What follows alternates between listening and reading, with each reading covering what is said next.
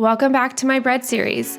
I'm going to show you how to make soft sourdough sandwich bread using 100% whole grains. Sandwich bread is a staple ingredient in our home, but the store-bought varieties are either super expensive or highly processed. I have been trying to cut out as much processed food as I can for my family of 6, but finding the time to make everything from scratch is notably the biggest obstacle. In this video, I'm setting out to share the healthiest homemade sourdough sandwich bread along with 2 easy methods of making it so that you can decide what works best for you and your family. One of these methods is so easy and hands-off that it's literally life-changing for me. I only wish I had learned it sooner.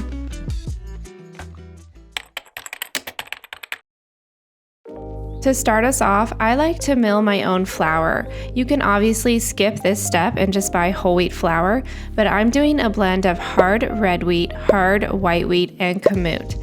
I'm measuring out on a kitchen scale 450 grams of wheat berries. If you're just using flour, you can weigh out 450 grams of flour here.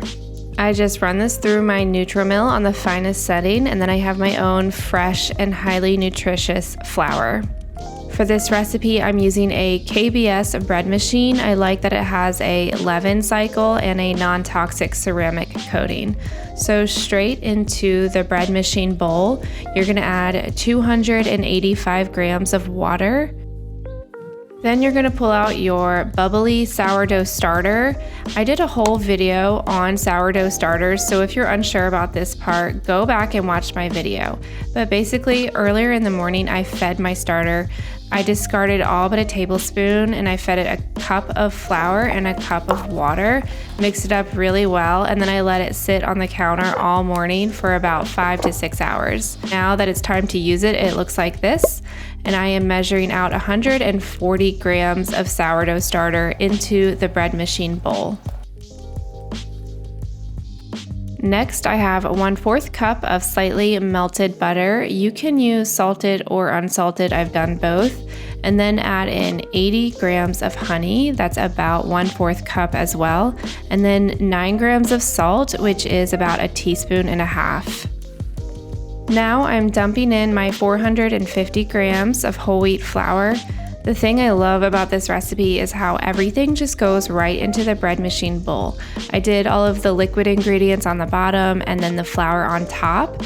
And that's it, guys. You just take the bowl and you put it right into the bread machine.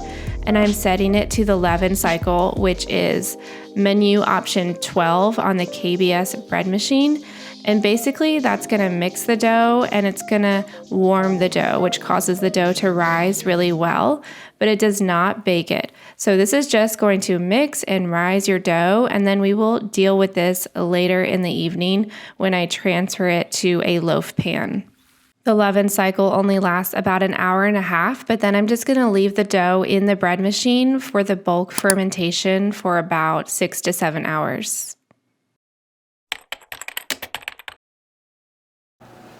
While my bread machine dough is mixing and rising, I'm going to mix up another batch of this dough, this time in the KitchenAid mixer bowl.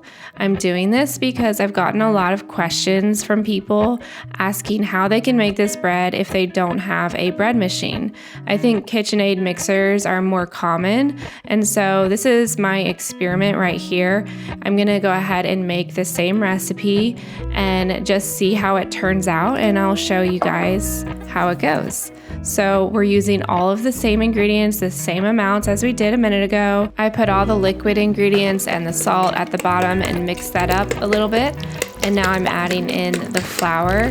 And then I'm just going to mix it all together with the dough hook in the KitchenAid mixer.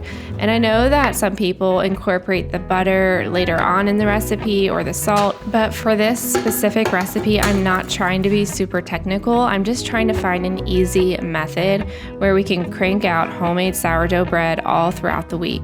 Can we just appreciate how beautiful this mixer looks in my kitchen? This was a wedding gift, and so I've had it for 14 years. I actually feel like I need a larger one at this point, so KitchenAid, if you're watching this, feel free to sponsor me. I set the speed to medium, and I'm gonna let it knead for 5 to 10 minutes.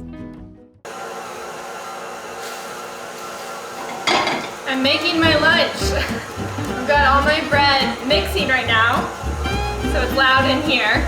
The kitchen was busy as my KitchenAid mixer was going, my KBS machine was going, and I had a bunch of bulk grains in the corner there. I just haven't figured out where to put those yet.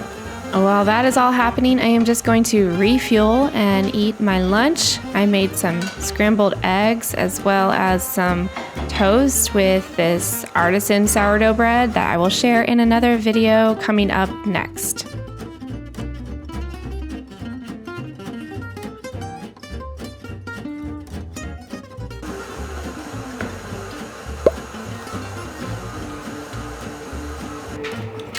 I'm just gonna check my dough now. It's been about 5 to 10 minutes, and now I'm stretching out the dough to see if it passes the window pane test, and it does not. So I'm going to mix it longer.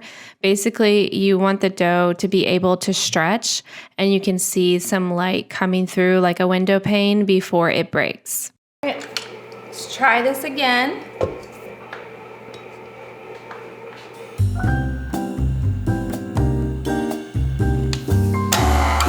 It did not pass, so we're going again for another 5 minutes.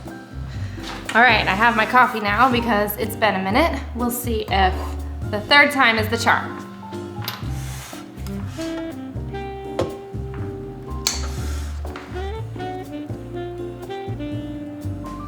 All right, well, that's good enough for me. I'm sure it could probably get a little better, but I'm just gonna roll with this and see how it turns out. All right, so all you have to do is cover it now really well. I'm gonna use plastic wrap to make sure that no air gets out of this and it stays nice and kind of warm in here. And we're just gonna let it rise until later this evening.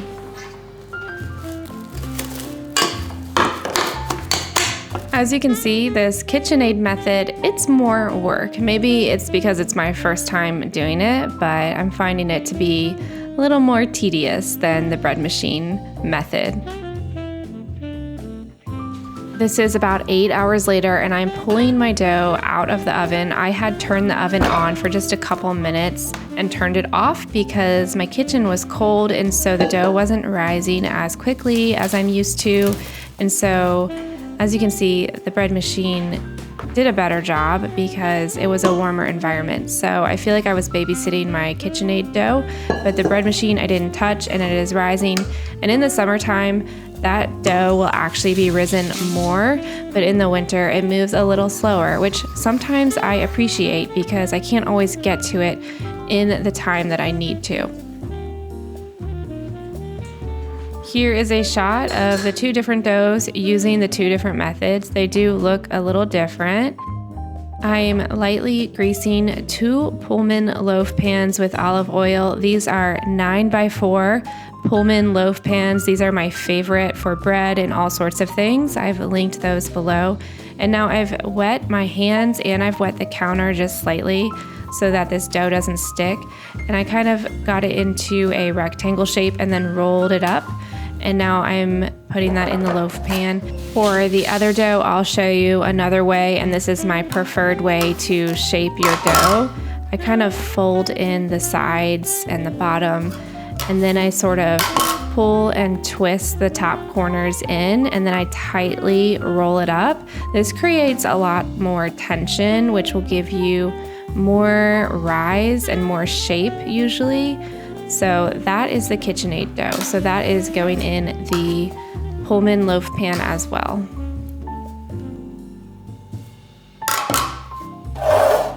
Because there's still a good bit of room on the tops of these pans, I'm comfortable putting the lid on the Pullman loaf pans.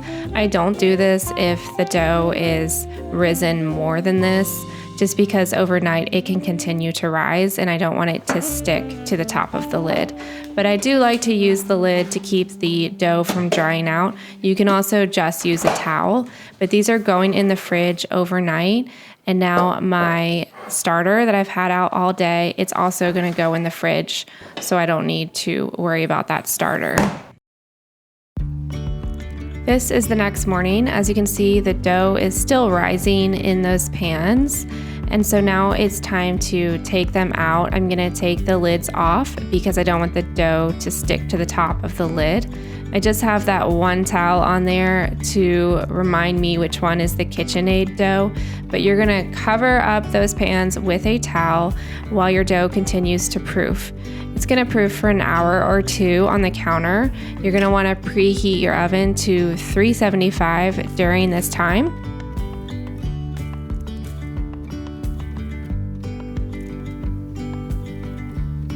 And when the oven is preheated, you can bake it for about 45 minutes.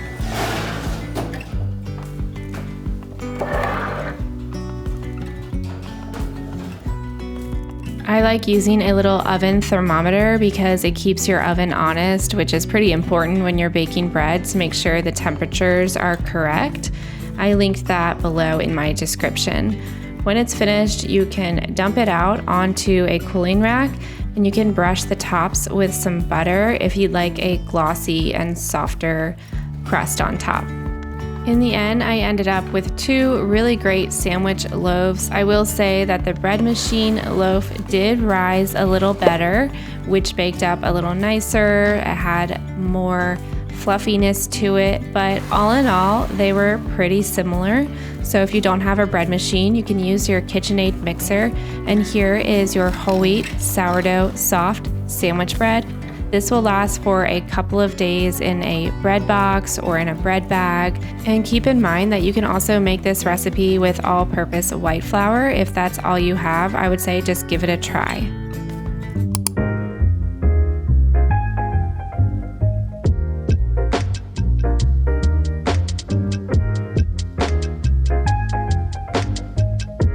Well, I hope you enjoyed this video today. If you make this recipe, please leave a comment down below and let me know how it went. And don't forget to like and subscribe for more videos like this. I'll see you next time.